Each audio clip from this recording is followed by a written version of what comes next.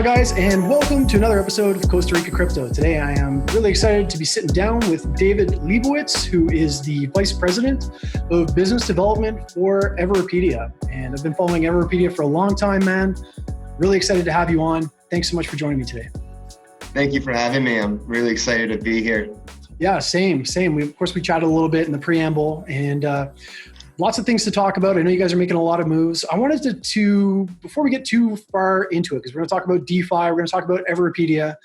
But for me, I've been kind of watching the Everipedia journey ever since day one. And I'm pretty interested with the people who are behind the scenes. So I'm going to start this the way I started this a lot of different times. And I'm going to say, obviously, 2-year-old David wasn't thinking about Everipedia when he's sitting there in diapers. How do you go from this young kid into blockchain, into, sitting as the VP of Biz Dev for one of the largest blockchain projects out there? I mean, how did that look like? It's a crazy journey. It really is quite the journey. It's not like when I was 2 years old, 10 years old, or even 20 years old, I'm going to be a VP of one of the biggest blockchain companies out there. It kind of just happened. I feel like I say this a lot. I feel like I get pulled towards things, and I see opportunities, and I take opportunities that are in front of me. And in the moment, you don't recognize where it's going to lead, but it's only in hindsight that you're like, oh, so that it all makes sense.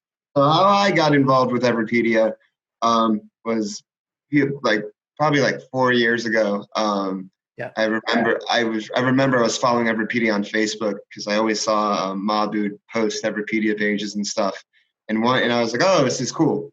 And so one day he was looking for interns, and so I hit him up. I've been blogging on the internet since I was in high school, so I was familiar with writing online, and so I had a little bit of experience there. And in college, I wrote a lot because I studied political science, history, philosophy. Those were my majors and minors.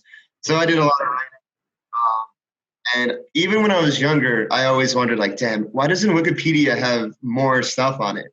I remember I would be searching for up-and-coming artists that I like, but they wouldn't have Wikipedia pages, and I would have to scavenge for information. So that idea was already in my head. So when I saw Everipedia for the first time in 2015, it just made sense to me. And I just thought it was cool. And I think that's one thing that everybody at Everipedia has in common that joined Everipedia. We just thought it was cool, making content, making things scholarly that aren't necessarily considered scholarly yet by the traditional gatekeepers and whatnot.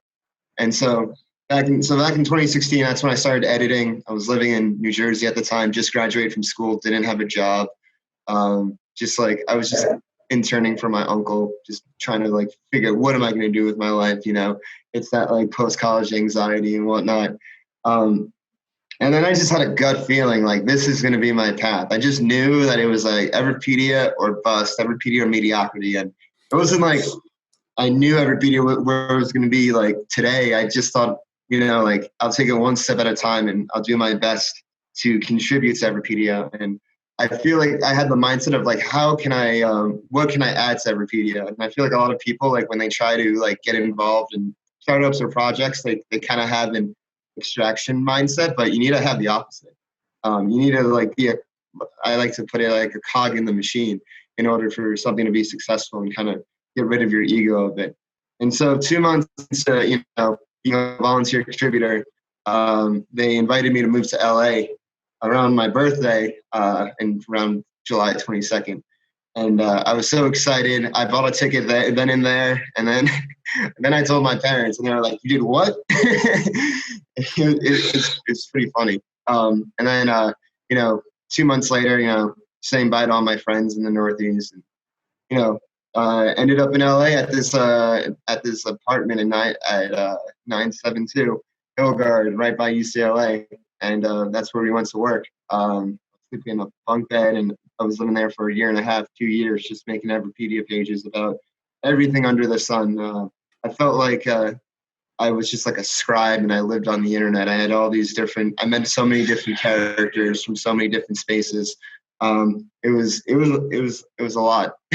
And I felt like as Everipedia grew, I grew along with it.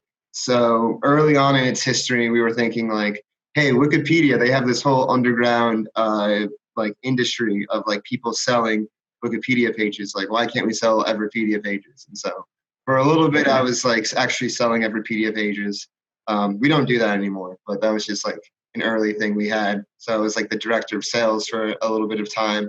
And then I'm just a very social person to begin with. I'm very extroverted. So just reaching out to people came naturally to me. And I then got involved with partnerships. We had a partnership with Hacker Noon. And we had a partnership with one of the biggest DJs in the world, Excision, just highlighting whether it was, up and coming artists or contributors to Hacker Noon, or me writing a column about, unique Everipedia pages from that week.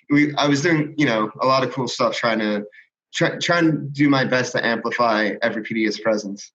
And then we raised, from Galaxy Digital. We did the airdrop on EOS, and that was such a turning point. And having Larry, join back in late 2017, everything just came together as the perfect storm. And it was with us, like we already had millions of monthly users like visiting our site, so we already had the platform. So all we had to do was move it onto the blockchain. And once we did that, it was really a matter of just trying to freshen everything up, trying to recruit editors, trying to get everyone used to the new, token system. And now things are really blossoming. We have a vibrant community all over the world. We're launching, we have Predict now. We're doing a big DeFi push. And now from my beginnings as a volunteer editor, just thinking this was cool and just being, I was just a writer, just kind of evolved over the past 4 years. And now I'm the vice president of business development. So everything under that domain. I really resonate with your story, actually. And I resonate with your story for like a lot of different reasons, I think. And I won't go on a big spiel about it because it's not about me, but I always tell people, like, if you want to get involved with blockchain projects, honestly, content creation. And I can see like, it's amazing for you that's kind of the route that you took when you're able to kind of like give things away, and you're able to provide some value. It just opens up a lot of doors, because I've had kind of a similar story in a lot of respects. And then the cool thing about blockchain is, once you get in, like if you're hungry and if you want to learn, like there's nothing that you can't learn. There's nothing that you can't do. So, yeah. And the space is so new and early still. There's so many projects that are just starting out.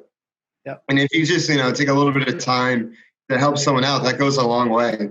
Yeah, man. It really does. I think people really underestimate that. I think so too. That's a beautiful start, man. I can relate a lot to that, actually. And I agree with you. And that's like word of advice for anybody who's watching. If you don't know what you can do, like everybody's got something to give. And if you're a fantastic writer, like David obviously is, or like, I guess it's like just putting yourself out there too. Like, yeah, I think that's the number one thing. I think people, I still sometimes get nervous to put myself out there, but I just force myself to do it because I know it's not as bad as you think it is, as you put up within your head. So I just do it. You just kind of have to, not think about it too much and just do it. Exactly. Yeah, that's super cool. I love that, man. That's such an epic start. And look at where you are now. So it's like living, walking proof that if you've got that drive, and if like you've got something to offer, even though you might not think you do, just put it out there and see what happens. Like, it definitely took a lot of time, and it definitely like working on Everipedia, it's been a lot of ups and downs. And like, even like in my job, I've definitely had a vast majority of no's, but it's all about like that one or two yeses, I think one of my favorite accomplishments I've done was the Brave partnership that we have with Brave Browser. Huge. That was huge. And that's been, we're still partners with them, and we're going to continue to be partners with them. And I'm actually going to have a podcast released with them soon. I recorded not too long ago. But that was really cool. And that was just, I guess my advice to people is is if you're in business or if you're in anything and you really want something, follow up.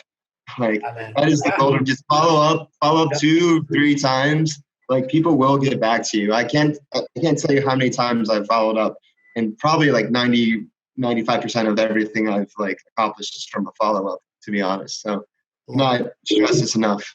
Follow up. Follow up, show up, follow up. I love it, man. Show up and follow up. Show up and follow up. I guess I want to know, like, so you're there, you're in this position. I think like a lot of people probably want to know, before we dig into some of the DeFi stuff, and then we're going to talk about Everipedia. I'm already a big fan.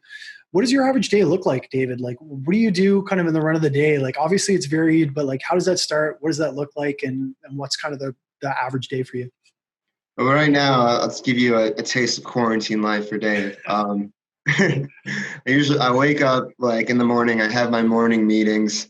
I'll do some work for a little bit, whether whatever needs to be done, and then I'll take like a break in the early afternoon, and I'll usually like work out on my apartment roof or take a run around my neighborhood, Yeah. and then I'll come back, kind of relax a little bit. I recently got into Yale Courses, the YouTube channel Yale Courses. Nice. They have like a bunch of lectures. So I've been watching a bunch of lectures on early Christianity, which is, I'm Jewish, but I'm just like, I'm honestly curious about it. Just like Roman, like all that stuff. I love watching history videos on YouTube in my free time. Yeah. So you watch Netflix. I do watch Netflix a little bit, but like I've always, I was a history minor in college. I've always loved history. Awesome. As a writer, I'm a fan of narratives. And so hearing a narrative from the past is always intrigues me. It's only one side of the story. But anyways, I'll do that. And then usually at night, because crypto never sleeps, I'll have stuff to do at night, whether it's like talking to people from Asia or whatnot, and then I'll go to sleep. But it's not quarantine life. I like to see friends. I like to go to concerts. I'm a big fan of music. Actually, music was one of the things I wrote about a lot on Everipedia when I was an executive editor. And it was a great way to engage with artists. I connected with so many of my favorite artists from making their Everipedia pages and sending them to them, and then I would meet them at the show. It was actually really cool. Honestly, I'll say this right now. Everipedia is the greatest networking tool that's not being utilized. If there's somebody you want to meet, like whether it's an artist or just someone on Twitter you follow or whatever, I just suggest make the Everipedia page, learn about them, send it to them. They'll be flattered, and then you have something to talk about with them. One of my favorite DJs at a club in Vegas during EDC week, and I'm like, oh, is that sudden death? I was like, what? And then I actually talked to him like a little bit. Super nice guy, and like a lot of the stuff I knew was from just like making his Everipedia page. Now he's huge. He has a Wikipedia page, but just stuff like that. That's awesome. Yeah. I love it. And I could see like how that would work too. That's actually a pretty good move. Like, I think like a lot of kind of getting to know people is just like learning how to access certain people. And I think that a little bit of grease in the wheel when you have that kind of like commonality. And it's like, hey, look, I love you and I can prove it. It's right here on Everipedia. It's kind of like a nice little in. So that's pretty cool, man. I like that. I think that's exactly. Awesome. Yeah. I'll watch there. So behind me, I have my projector. It's probably my favorite thing about living in this apartment. I'll just have like the projector going while I'm working, or if I want to relax, like I'll have something on the projector, some music like a concert set or something. Yeah. I do the same thing. Like I could totally relate to what you're saying. Like I think that that's like one of the things that really drives us into this industry, and like people that kind of think the same way that we do is just like that constant thirst for knowledge. I have like the weirdest crap up. I've got kind of like 3 screens, and on one of them I always have like the weirdest stuff up, and it's like, yeah. A documentary on something on this or that. And I do, like, honestly, I watch Netflix too, so I'm not judging, man, but there's always like something playing, because it's good to have that thirst. And I think if you're wired, I feel like maybe, in terms of getting this industry, like getting into crypto, I remember first hearing about Bitcoin in 2010, 2011, because I heard about WikiLeaks accepting donations from it. And I'm just like, what's this Bitcoin? And, the 2010 was like kind of, it was still like, around the economic recession, Great Recession, blah, blah, blah. And there was like, people were being real fear mongering and stuff. I have this very specific memory of, I had a job as a busboy at a country club, and I saved up this money, and I was deciding, should I buy silver or should I buy Bitcoin? And I could not wrap my head around Bitcoin for the life of me. I didn't know how to get it. It kind of like sketched me out. So I bought silver, and I was like buying and selling silver on eBay. Physical stuff, which was actually worked out pretty well for me. But if I bought Bitcoin, who knows? I mean, you can say what if all you want, but throughout the past 10 years, like since then, I like kept on hearing about it. So in college, 2013, 2014, like it rushed up to 1,000 from when it was like few cents or a few dollars, and Yeah. like a few tens of dollars. I'm just like, whoa, what is this? And still, like, I was still like on an outside looking in. I tried to like listen to like a few podcasts, educating myself. Like, couldn't get it for the life of me. Wasn't surrounded by people in it. I was definitely late to the party. And then it kind of like 2014, 2015, it kind of went away. And then in 2017, I was at Everipedia. I was living at the Everipedia HQ. And then I was just brought along for the ride. I didn't choose to be in crypto. Kind of like, I felt like crypto kind of chose all of us. And then I was just, and I feel like everybody in crypto has an aha moment where they're just like, and then they just become like, with me, like, in terms of this crypto blockchain stuff and the potential for the future, I consider myself religious about it. Like, I don't mean like a maximalist or anything, but like in how much I believe, and how much it's going to be kind of the foundation of the future. I'm definitely like devout to it. And I try, and like when early on when I was trying to understand all this and grapple all of this, because it's so hard. There's just so much information out there, so many independent channels, and not all the channels are, the highest quality. I remember one of the first YouTube channels I would watch was a Bitcoin maximalist channel, but I didn't know any better. But then like as I got more information, I'm just like, wait a second, these guys are idiots sometimes. Why am I listening to them so much? I love it, man. That's awesome. So, as I said earlier, I was blogging on the internet on and off, and so I started a new blog in 2017. It was called Bitcoin for Plebs. It's still up, bitcoinforplebs.com, and it was basically kind of my attempt to take all these thoughts I had and put them down on paper. So I'm just like, okay, this is how Bitcoin is, like, how to conceptualize Bitcoin and cryptocurrency, articles like that. I would interview people. I interviewed, our co-founder, Sam Kazemian. I actually interviewed Jeremy Gardner. I interviewed a bunch of people. They were actually really popular. At one point, I had like a few thousand views a month at the height, and I had all these. And so that was cool. But I think it kind of served its purpose. I still send it to people. Like, if people ask me about Bitcoin, like, or cryptocurrency or blockchain, and like how it works, I just literally send them a link to my blog post, and it's just so easy like that. Before we get too far ahead, because I think a lot of people who are in like blockchain know exactly what Everipedia is. And for me, particularly with a lot of the stuff going on in the world stage, I think I put more value into Everipedia than I ever did, because we've got all this information that's coming out. And I'm personally very convinced that a lot of it, especially in mainstream media, is written with various agendas. I'm not saying that there's one person pushing this massive global agenda, but I do think that it's been, when you really flush it out and you realize who the supporters are, a lot of politics, a lot of different agendas at play. And I think that the true source of information, or at least there is no true source, but the collective source of people's truths of information. I feel like the media just makes things in its lowest common denominator, and that's why everything seems like it's very binary in two camps. Like, oh, you're liberal or conservative, you're this or that. And even if you have nuanced thoughts, which pretty much everyone does, pretty much most people do, just some people care about some issues more than others. They're kind of lumped in these camps, even though it's not like that.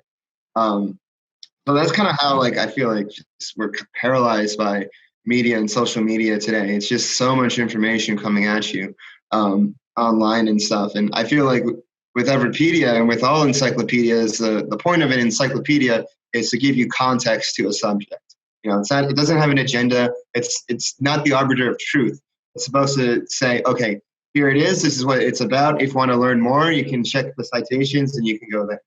And if you think we're missing something that could provide more context, you can add to it. If you think there's a mistake on here, you can add to it. And with Everipedia, with our self-governance system, the community just polices itself.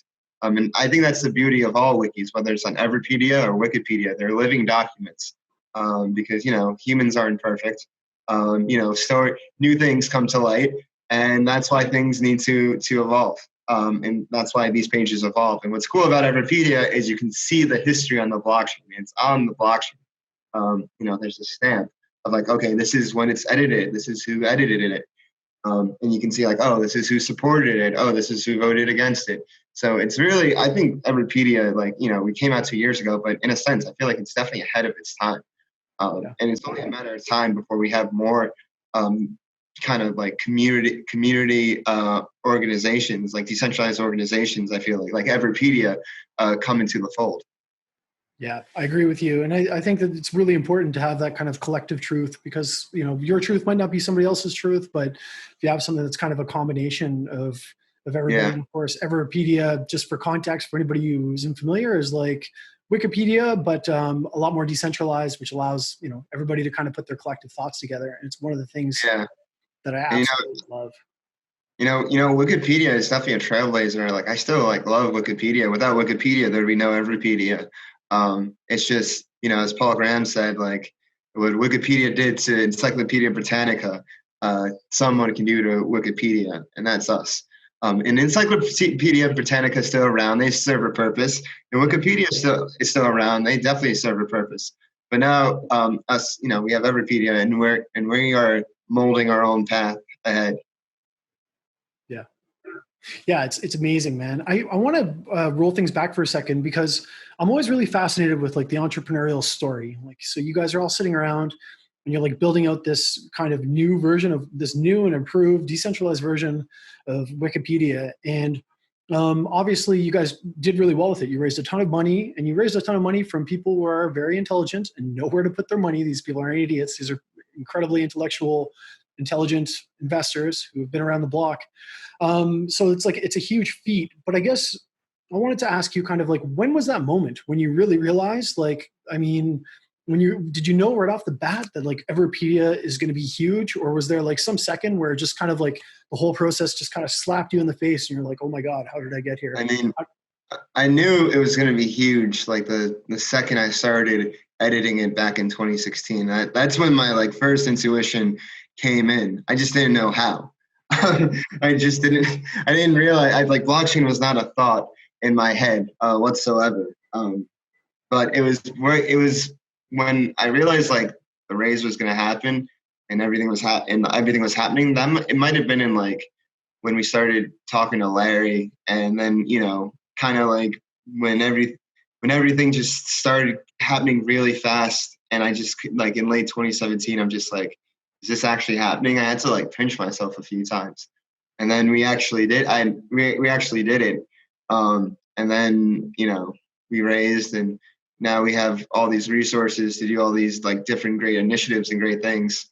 And I couldn't be prouder of like where the ship is heading. We're doing some really cool stuff. We if you look at the past 2 years of progress, like I challenge anyone, go to like Everipedia.org in 2018. It is a completely new site. It is so much better. It is orders of magnitude better. So much better of an interface. So much easier to edit. So much cleaner to look at. It's a whole new platform. And I think when it comes to blockchain, something that's lacking is more of just the product side and kind of like what users want. There's so much focus on engineering, and yes, there does need to be focus on engineering because it's early on. How can we not just make great blockchain products, but like how can we make great products? And I think that's how we think at Everipedia. And so if you look at Everipedia right now, you can sign up with an email, with Facebook, with ORID. We're looking for ways to improve that in the future. Maybe get that on Predict as well, or something similar. And just it's all about making quality products. That's it. Yeah, that was actually one of my later questions. I was going to ask you, like, what's the difference between building something and really building something that gets used? Because obviously you guys have made a ton of traction, and I think you basically knocked it out with your response right there, right? I mean, yeah, exactly. That's how I would answer it. Right? Yeah, like people want to use products that they would want to use if it didn't have blockchain in it, and if you can accomplish that with blockchain, use blockchain. Like that's really, you can't build products and hope that people will come. It's got to have some sort of. Yeah, it's a marathon, not a sprint. Yeah, honestly, exactly. Like eventually I think people will get used to like kind of like these micropayments and whatnot for doing tasks. But I'm not sure if we're there yet at the mainstream stage.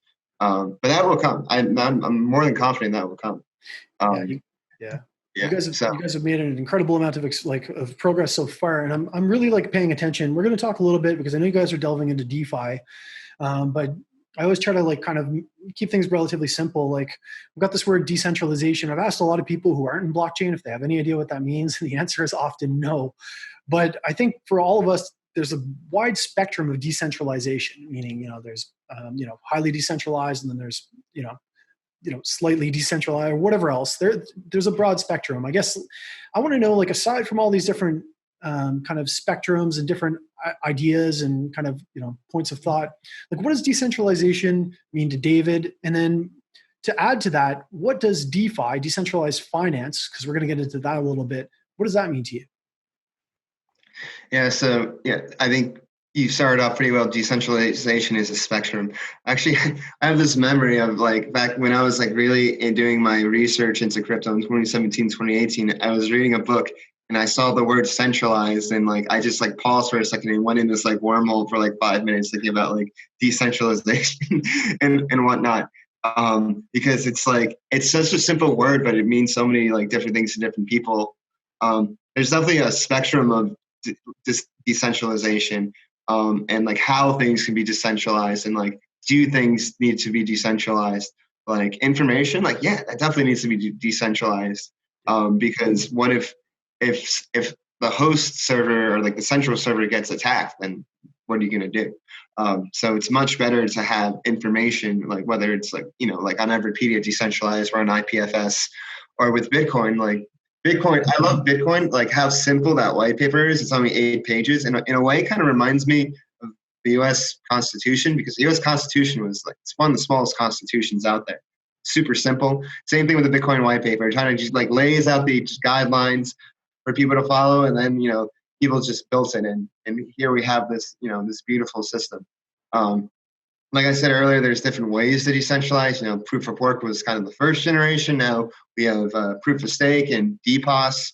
I'm sure there'll be ones more in the future as well. And everything is just trial and error. Everything is just kind of a different experiment. With like like what are the trade-offs with decentralization? Like how decentralized do we want it? Do we want to make it more secure? It's like it's so you can't have it all. So you have to choose like what you want. Yeah. What about what does decentralized finance mean to you? To dig into decentralized finance. Yeah. Decentralized finance is for me, it's just taking functions of a bank and putting it on a blockchain, and without all the middlemen and without all the errors and that come with bank accounting and whatnot. I watched a video recently with Caitlin Long from Wyoming. She's starting the Avanti Bank, is a custody crypto bank out there. She's spoken more than a few times in the industry. And I didn't realize how many mistakes banks make when they do accounting, whether it's people's accounts or what stocks people own. I believe there was a lawsuit of this one company and of like 47 million shares, but there was only 36 million shares issued. And so it's like, wait a second. Yeah. There's there's so many places like something can go wrong, that it's just like rife with errors, and we kind of just roll with it because that's the only thing to do. And we don't think about it because most of us aren't thinking. Most of us don't work in finance. Well, traditional finance, I mean. Yeah. So decentralized finance is really kind of a way of keeping track of things better in banking and kind of making banking more efficient without middlemen. I feel like what decentralized finance is kind of like what I thought crypto and was going to be, but wasn't, because in 2017 it was the time of like ICOs and all these like vapor. All you needed was a white paper and you could raise $20 million in 20 seconds. It was absurd. There was no. It was just a giant hype machine. It was like if you had good marketing, you can do whatever. If you had one name attached to you as a cosign, you could do whatever. And so, but now we live in a different time, and a time of where fundamentals matter, where sound finance matters. So I'm really excited what we're doing at Predict, because we're taking, you know, all these different financial primitives, you know, and we're going to make a kind of like an all-in-one ecosystem that has them. So right now we just started off with, you know, Predict, our prediction market. I think that's really cool. I try to make one market a week. Recently I just made a market for, well, Joe Rogan mentioned Everipedia on his podcast by the end of August. But yeah, in the future we plan, you know, it would be cool if we could have like, oh, what if we have leverage on there? Like, oh, like what if we like create like a lending and interest system? Like, oh, like what if we have synthetic assets? Like all these different primitives that we plan to like an all-in-one ecosystem. So instead of, you know, you have to go to Compound for interest, or you have to go to, you know, Maker to make a stable coin.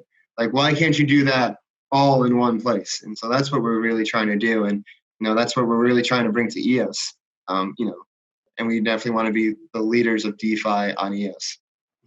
I love it, man.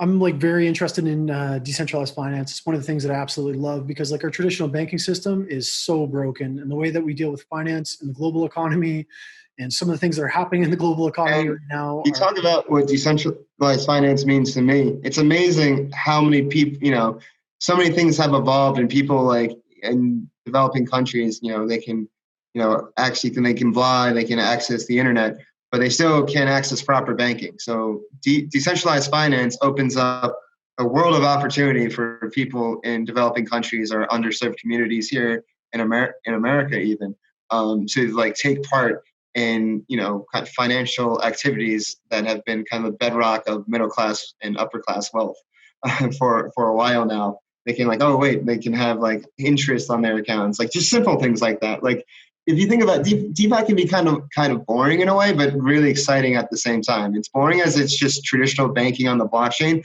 but it's exciting because it's going to open up finance to so many different people that didn't have it before. So I'm a huge fan of decentralized finance just for the freedom to get rid of some of these injustices that happen within the financial system. So I totally agree with you. I want to ask you, just because I have browsed the prediction market, I love what you guys are doing. I like the way that you're kind of making strides into DeFi. What are like your top 3 polls that you've seen in there? If somebody was to ask you, where like and they could be weird, they can be funny. Like, what are your top 3 favorite polls that you've seen created? One of my favorite ones that was recently created was, will Donald Trump's approval rating fall below 37%? And I really like that one because I was doing some research into it, and it's close. It hasn't gone down 37% yet, so you're not sure. So it's definitely a competitive market. It can go either way.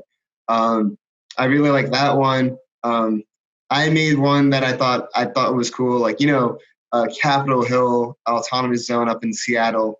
I'm just like, well, this is an interesting development going on. I wonder how long it will last. So I made a prediction market. Will this thing last as an entity past the end of June? And it actually looks like it will. And then one of my other favorite ones are you know, people in our community are making will IQ like go above 0.0007 EOS, or like will IQ keep going above 0.0008 EOS. So and each time it like reaches it. Nice. There's actually like a few meta markets too, and by that I mean there's one prediction market like, will there be 100 live markets by the end of August on Predict. There was another one was will this prediction market have 1 million IQ in volume by the time it expires? So people have been doing some interesting things.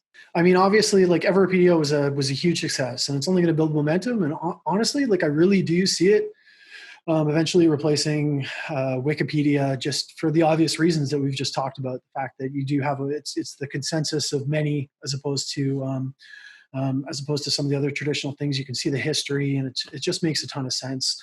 I guess like you guys have accomplished a ton. You know, you've launched this recent market, the Predict market. What's like the future for the Everipedia team? What are you guys looking towards? Like, what's next? Yeah, as I mentioned earlier, just full DeFi push.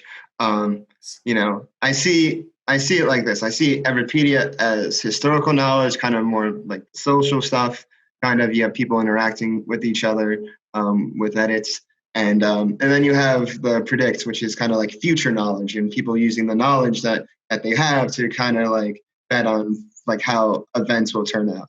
And so I kind of view them kind of in a yin and yang relationship and kind of just expanding on that. So with predict, like I said, the DeFi push is really pushing more towards creating cool, innovative, decentralized financial products for people to use, for anyone to use. And with Everipedia, Everipedia is more just like a game over time. It's kind of, I think with that, everything, like it's a marathon, not a sprint. But with Everipedia, it takes time for content to fill up and for people to come aboard. And over time, I've seen more and more and more editors join. My favorite thing to do, I think everyone should do this right now. Go to your tab, go to everypedia.org and go to the activity feed. You go on the activity feed, it's like a pulse, and like literally every minute there's a new edit here and there on so many different topics. So I just see that like just keep on expanding until just people can't ignore it anymore. It's only a matter of time. Yeah, I think so too. And I know a lot of people who use Everipedia and who continue to. And I think that you're going to continue to onboard people from outside of the kind of like the blockchain. I know you already are, specifically because, sorry, it's dog life.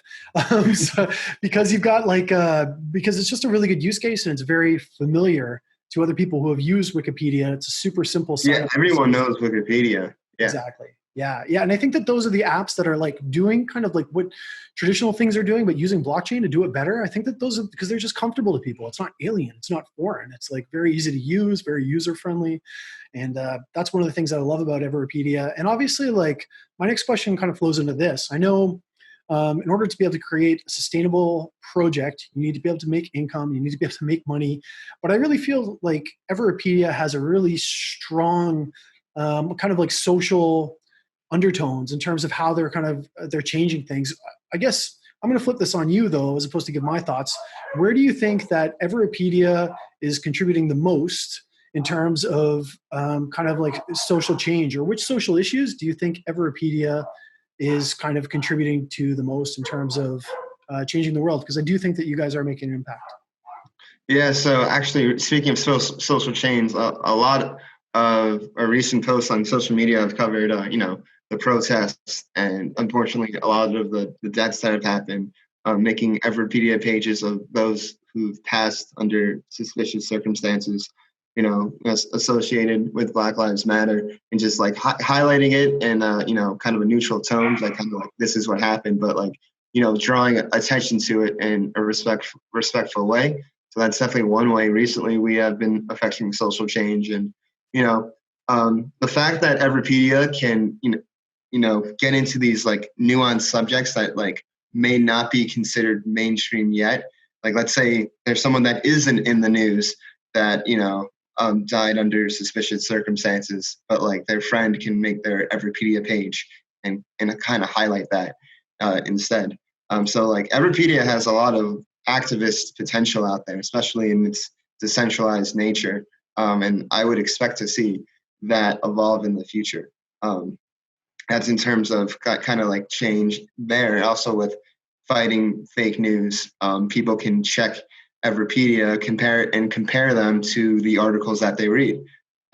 There's another part. And as I mentioned earlier with DeFi, opening up finances to truly all the masses out there that wouldn't be able to access traditional banking services before. We built this all-in-one inclusive DeFi system where people can, grow their wealth and expose themselves to financial assets that they wouldn't have been able to be exposed to because of all, kind of the barriers of entry that have traditionally existed. I think that has a ton of potential for societal impact.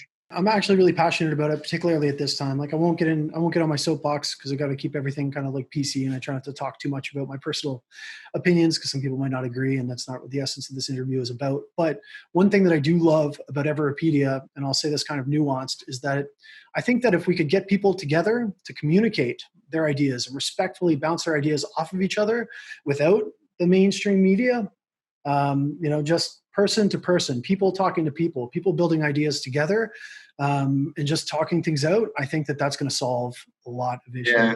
I'm not a fan of the mainstream media for that reason. So that's one of the reasons why I love what you guys are doing. Thank you. Yeah, I think, at Everipedia, we're about listening. Like, I feel like a lot of, whether it's the mainstream media or social media, it's about who's yelling the loudest. It's like who's getting the most attention. But that's only good for what's in the moment. That's what captures it. Attention in the moment. That's not like it fades out very quickly. But what we're doing with Everipedia, we're the complete opposite of that. Our ethos is much more of a long-term vision. We have a much longer time horizon. Like, okay, like this, we're documenting something for the historical record. How can we document it in the most unbiased way possible? So, like, let's say somebody hundreds of years from now wants to know for what was happening in culture in the late 2010s. They can go to Everipedia and be like, oh, okay, I understand. This is providing good context. So that's how I like to think of Everipedia.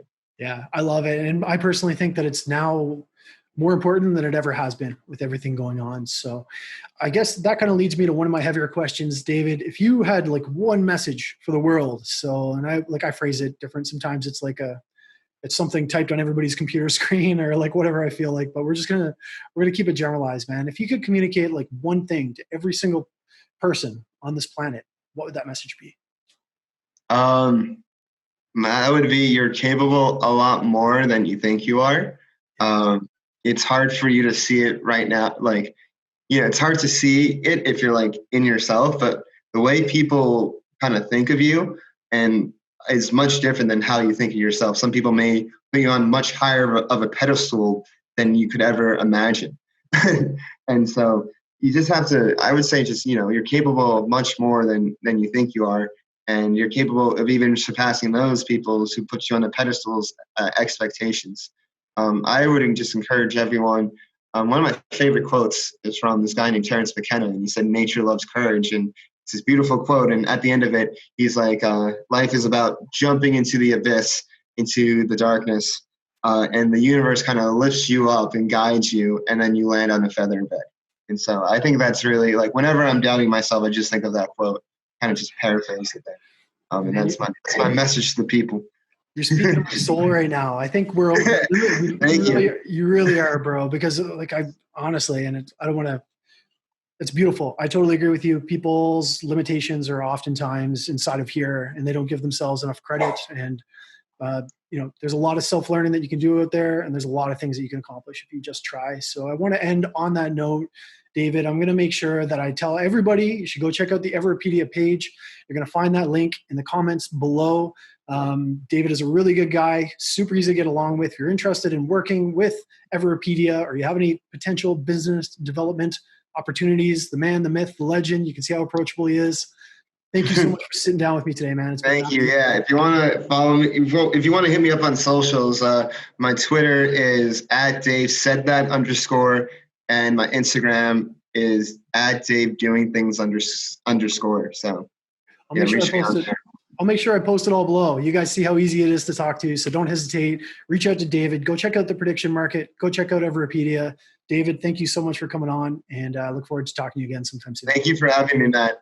Thanks, buddy. It's been fun. Bye-bye.